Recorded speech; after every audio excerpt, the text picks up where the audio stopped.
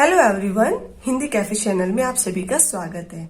तो जैसा कि मैं आपको पहले बता चुकी हूँ कि हमने हिंदी ग्रामर के most important and tricky question की सीरीज स्टार्ट कर दी है।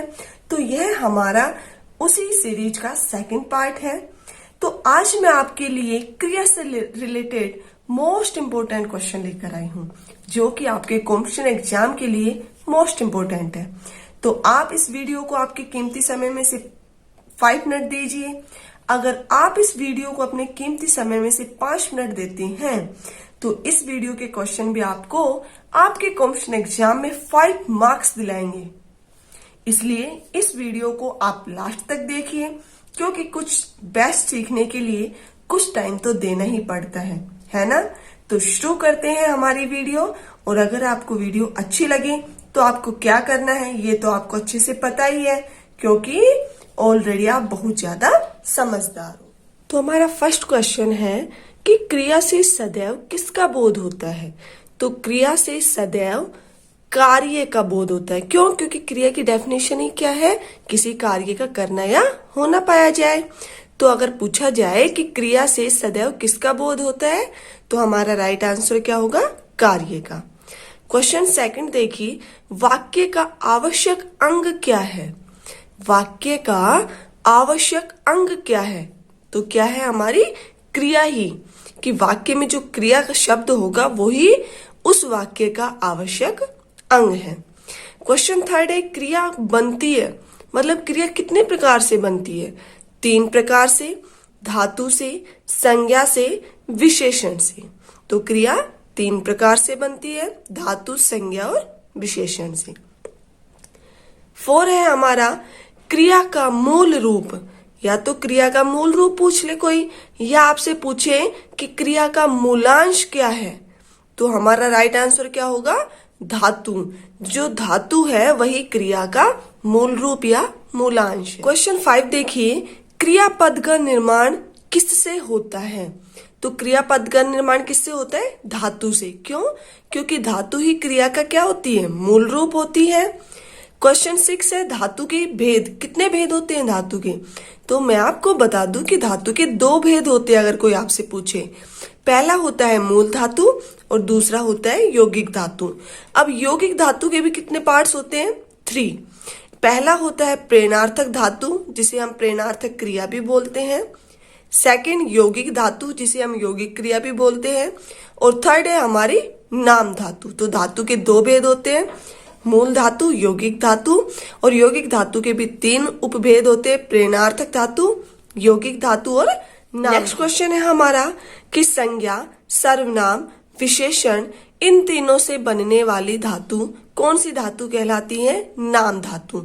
अगर प्रश्न इस तरीके से भी आ जाता है कि जो नाम धातु है वो किससे नहीं बनती, तो इन तीनों से तो बनती है, संज्ञा, सर्वनाम और विशेषण। इन तीनों के अलावा जो चौथा ऑप्शन आपको दिया हुआ होगा वो उसका आंसर होगा कि नाम धातु इससे नहीं बनती। उदाहरण है नाम धातु का, जैसे बात से बतियाना, लात से लतियाना, गाली से गरियाना। इस तरीके के उदाहरण जो होते हैं वो किसके होते हैं? नाम धातु। नेक्स्ट है क्रिया का वर्गीकरण। तो बच्चों, क्रिया का वर्गीकरण कितने आधारों पर किया जाता है? 2 आधारों पर, कर्म के आधार पर और रचना के आधार पर। कर्म के आधार पर आपको पता है सकर्मक और अकर्मक क्रिया आती है, और रचना के आधार पर बाकी बची हुई 6 प्रकार की क्रिया आती है। क्वेश्चन 9 देखिए कि सकर्मक क्रियाओं के लिए निम्न 3 बातें आवश्यक हैं। कौन कौन सी? हमें पता कैसे चलेगी कि सकर्मक क्रिया है? अगर हम ये 3 बातें अच्छे से लर्न कर लेते हैं तो सकर्मक क्रिया का जो हमारा आंसर होगा, जो हमारा व्यू, कभी गलत हो ही नहीं सकता। क्यों? क्योंकि इसमें सबसे पहले हम देखेंगे वाक्य में कि क्या कर्म उपस्थित है। जो सकर्मक क्रिया होती है उसमें कर्म का उपस्थित होना बहुत बहुत ज्यादा जरूरी है, क्योंकि अगर उसमें कर्म नहीं होगा तो वो सकर्मक क्रिया बचेगी नहीं। सेकंड है कि कर्म के बिना भाव स्पष्ट न होना, कि यदि वाक्य में से हम कर्म हटा देते हैं तो उस कर्म के बिना उस वाक्य का जो भाव होगा वो स्पष्ट ही नहीं होगा।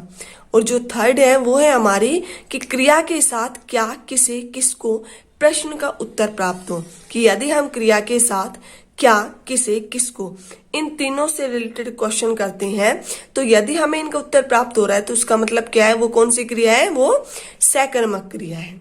ठीक है, मैं आपके सामने एक एग्जाम्पल देती हूं कि अध्यापक ने छात्रों को हिंदी पढ़ाई।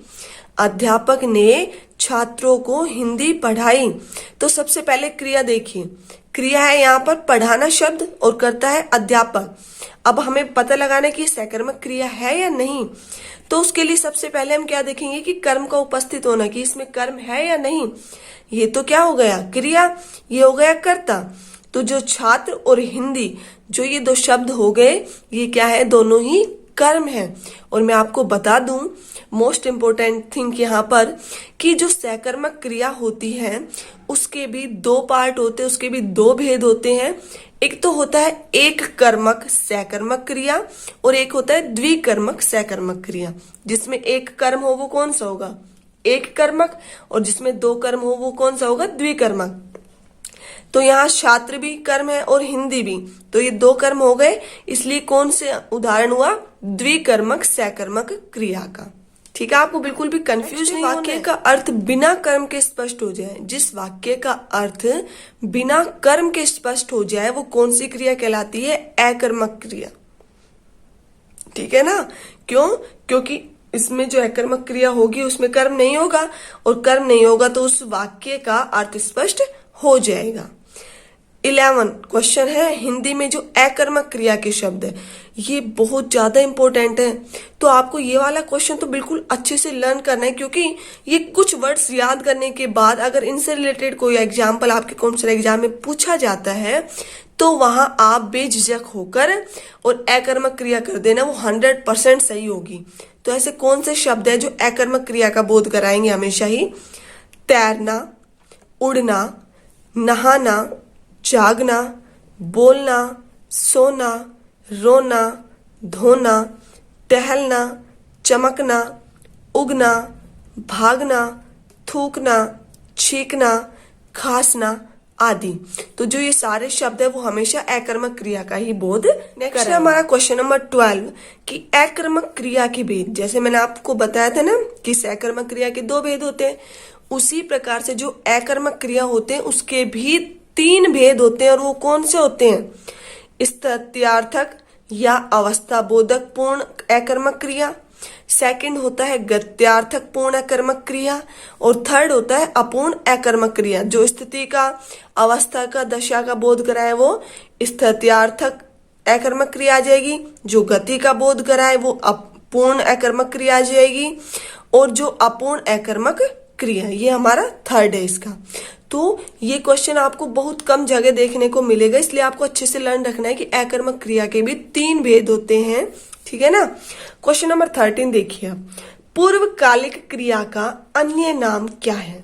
मतलब पूर्वकालिक क्रिया है उसको हम किस दूसरे नाम से भी जान जाते हैं, तो वो क्या है, तात्कालिक क्रिया। की जो पूर्वकालिक क्रिया होती है उसे हम तात्कालिक क्रिया भी कहते हैं। नेक्स्ट देखिए हमारा क्वेश्चन नंबर 14 है, जो क्रियाएं सकर्मक व अकर्मक दोनों रूपों में प्रयुक्त हो वो कौन सी क्रियाएं कहलाती है, द्विविधि क्रियाएं। ऐसी क्रियाएं जो सकर्मक और अकर्मक दोनों ही रूपों में प्रयुक्त हो वो कौन सी क्रियाएं कहलाती है, द्विविधि क्रियाएं। क्वेश्चन नंबर 15, जिन क्रियाओं के साथ 2 कर्म हो, मैंने अभी बताया था ना, जिन क्रियाओं के साथ 2 कर्म कौन सी क्रियाएं कहलाती है, द्विकर्मक क्रियाएं। क्वेश्चन नंबर 16 देखिए, द्विकर्मक क्रियाओं में पदार्थ का बोध कराने वाला कर्म कौन सा होता है। जो द्विकर्मक क्रिया होती है उसमें 2 कर्म होते हैं, आपको पता ही है। तो उसमें जो पदार्थ का बोध कराएगा, जो पदार्थवाची जो शब्द होगा वो हमारे कौन सा कर्म होगा, वो हमारा, उसे हम क्या कहेंगे, मुख्य कर्म कहेंगे। This is also most important. और जो उसमें प्राणीवाचक कर्म होगा, मैंने अभी क्या बताया, द्विकर्मक में जो पदार्थ का बोध कराया था, पदार्थवाची जो कर्म हो वो तो हमारा मुख्य कर्म होता है, और उसमें जो प्राणीवाचक कर्म हो वो कैसा कर्म कहलाएगा, हमारा गौण कर्म होता है उसमें। ठीक है ना, तो आपको याद रखने के लिए मैं आपको बता दूं, जिस तरीके से जो पहले मिलेगा कर्म वो तो हमारा गौण कर्म होगा, और जो सेकंड उस पर मिलेगा नंबर पर वो हमारा मुख्य कर्म होगा। ये ट्रिक के तौर पर आप याद रख सकते हो। उदाहरण देती हूँ मैं आपको, देखिए मैं आपको एक तमाशा दिखाता हूँ। मैं आपको एक तमाशा दिखाता हूं। तो यहाँ दिखाना क्रिया हुई, मैं करता हो गया, एक तो ये आपको शब्द और एक ही तमाशा, ये दोनों क्या हो गए, दो कर्म हो गए। बात चल रही द्विकर्मक की। अब हम इसमें पता करें कि मुख्य कर्म कौन सा है और प्राणीवाचक कर्म कौन सा है। तो जो आपको शब्द है ये तो हमारा गौण कर्म है। क्यों? क्योंकि जो ये आप शब्द है वो कैसा है, हमारा प्राणीवाचक शब्द है। तो प्राणीवाचक होने के कारण ये क्या हो गया, गौण कर्म। और तमाशा ये पदार्थ का बोध करा रहा है, पदार्थवाची शब्द है, इसलिए तमाशा हमारा हो गया मुख्य कर्म। आई होप अब तो आपको कोई डाउट नहीं रहा हो। नेक्स्ट क्वेश्चन देखिए, मुख्य क्रिया और सहायक क्रिया जब एक साथ प्रयुक्त हो, जहां मुख्य क्रिया प्लस सहायक क्रिया मतलब दोनों ही एक साथ प्रयुक्त हो, तो क्या बन जाती है, वो संयुक्त क्रिया बन जाती है। ठीक है ना, आपको बिल्कुल याद रखना है और बिल्कुल भी मतलब अपने माइंड में कोई डाउट नहीं रखना है, क्योंकि इससे बाहर भी शायद कोई क्वेश्चन नहीं पूछा। नेक्स्ट है हमारा क्वेश्चन नंबर 19 कि क्रिया वाक्य रचना में शामिल रहती है।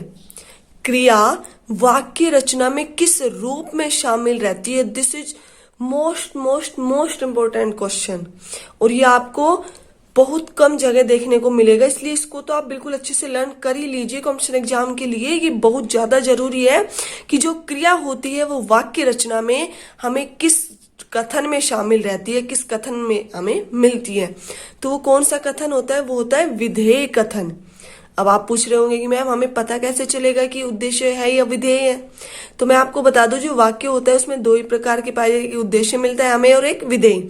तो उदाहरण देती हूं मैं आपको कि वह सदा सत्य बोलता है। तो बोलना यहाँ क्या हो गई, क्रिया, वह क्या हो गया, कर्ता। तो जिस वाक्य में जो हमारा कर्ता होगा, सिर्फ वो कर्ता तो हमारा क्या होगा, उद्देश्य होगा। कर्ता तो क्या होगा, उद्देश्य होगा। और जो बचा हुआ जो सेंटेंस होगा वो हमारा क्या होता है, विधेय होता है। सिर्फ कर्ता तो उद्देश्य होता है और बचा हुआ सेंटेंस हमारा विधेय होता है। और हमें ये बोलना, जो शब्द मिला, जो हमारी ये क्रिया है बोलना, ये किस में आ रहा है, विधेय में। तो आपको इसलिए याद रखना है कि जो क्रिया होगी वो वाक्य रचना में हमेशा विधेय कथन के रूप में शामिल रहती है। लास्ट क्वेश्चन देखिए अब आप, द्विकर्मक क्रिया में प्रधान कर्म कौन सा होता है, मुख्य कर्म जो अभी बताया था मैंने कौन सा होता है, वो पदार्थवाचक। जो पदार्थवाची शब्द होते हैं वही हमारे क्या कहलाते हैं, मुख्य कर्म, या उसको हम क्या कह देते हैं, द्विकर्मक क्रिया में प्रधान कर्म। Thank you for giving your most important time.